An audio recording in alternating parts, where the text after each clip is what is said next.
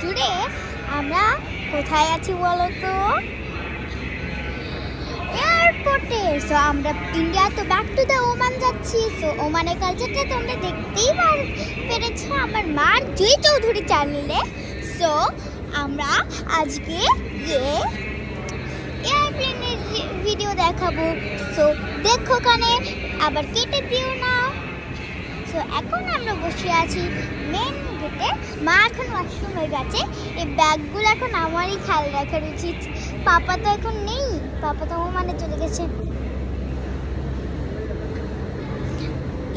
আচ্ছা, কি বলে আমরা এয়ারপোর্টের জন্য আমি কত মেকআপ করে এসেছি।